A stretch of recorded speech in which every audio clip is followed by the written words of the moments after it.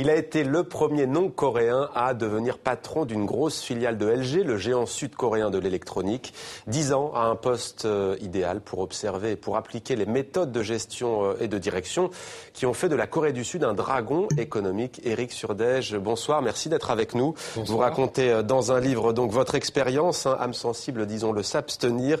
Ça s'appelle « Ils sont fous les Coréens, 10 ans chez les forcenés d'efficacité ». Ça paraît aux éditions Calman Levy. Alors quand on lit votre livre, ce qui frappe, pour un Français en tout cas, c'est qu'il y a très peu de différence entre l'entreprise, façon sud-coréenne, et le bagne. Qu'est-ce qui distingue les deux ? Non, c'est-à-dire l'entreprise est un tout.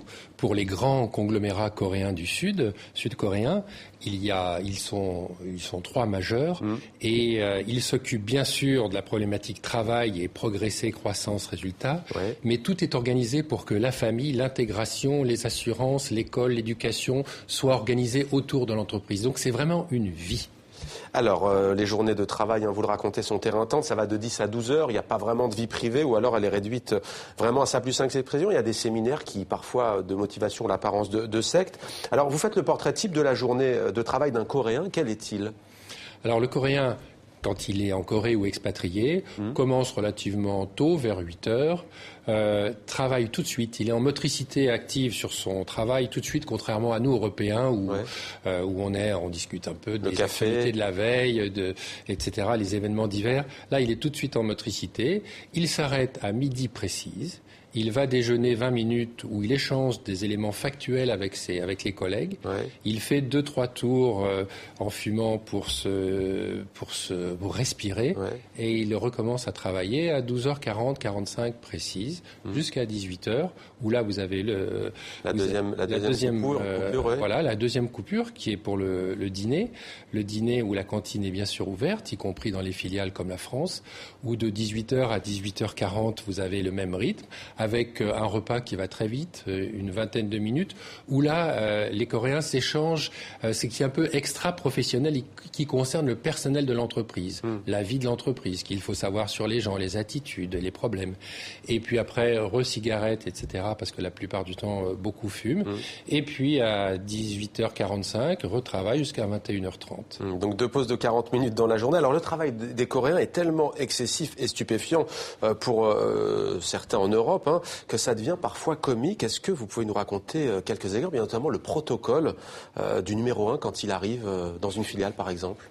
C'est-à-dire quand le numéro 1, le chairman du groupe, qui emploie près de 100 000 personnes dans le monde, arrive dans un endroit en Corée ou ailleurs, tout doit être théâtralisé, que ce soit les activités professionnelles, y compris les rendez-vous avec les grands distributeurs, voire les grands patrons, bien sûr toute la partie hors professionnelle, que ce soit les activités de restauration, les activités, la chambre. Je me souviens avoir dû tester la température d'une chambre pour être sûr qu'elle soit à 20,5 degrés et pas au-dessus, pas en dessous.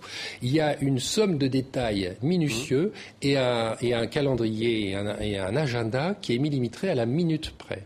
Et chaque minute doit être respectée par rapport à ce protocole. Alors il y a notamment tout un système de notation avec des couleurs. Au-delà de l'aspect descriptif, votre ouvrage est un bon moyen de comprendre comment l'industrie sud-coréenne a réussi à conquérir le monde entier. La méthode, disons-le, est redoutable. Voilà, c'est effectivement quelque chose sur lequel nous, Européens et Français, on peut se pencher parce que ces grands chaebols ou conglomérats coréens, il y a une quarantaine d'années, étaient des grosses entreprises locales et ont décidé et sont devenus des leaders mondiaux, que ce soit dans la chimie, dans les installations aéroportuaires, dans l'électronique. Alors comment ? Parce que globalement, il y a une vision qui est souvent juste. Il y a une vision qui est au-delà de l'impossible. C'est-à-dire qu'on se fixe des objectifs qui sont au-delà de l'entendement normal de quelqu'un rationnel qui parle d'un métier. Des goals très, très ambitieux. On les articule, on les décloisonne et on donne à chacun une mission pour les atteindre. On chiffre cette mission et les résultats qu'elle peut avoir. Et puis à l'arrivée, globalement, on réussit. Où on perd. Mais en France, par exemple, en région parisienne, il me semble que c'était à Villepinte, en l'occurrence pour vous. C'était bien entendu pas trop compatible avec le droit français, si c'était possible tout ça ? Au niveau des horaires, au niveau de la pression, c'est totalement incompatible avec le droit français. Ouais. Simplement, les entreprises coréennes qui ont environ plus de 120 filiales dans le monde, c'est une des clés de leur réussite sur lesquelles on peut s'interroger, c'est qu'appliquent une manière de travailler sans tenir compte vraiment des problématiques locales.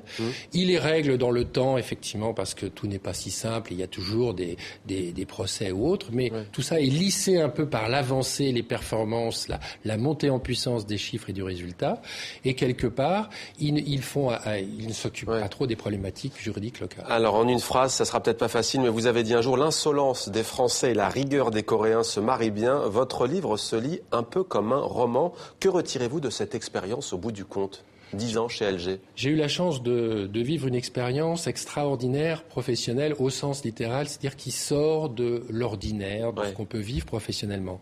Je pense que les 2 points importants pour moi auront été la définition de challenge impossible et surtout, le plus important, et surtout pour nous latins, c'est ce contrôle de l'exécution à un moindre détail pour être sûr qu'on se met en situation d'atteindre ce challenge et ce défi. Ce que j'aurais effectivement moins retenu, et c'est aussi la limite du système, je pense, coréen, c'est qu'à un certain moment qu'on atteint une taille énorme, il est impossible d'engager une organisation sans engager et sans déléguer aux personnes locales. Merci beaucoup, Éric Surdèche, d'être venu dans 64 minutes, Le Monde en français.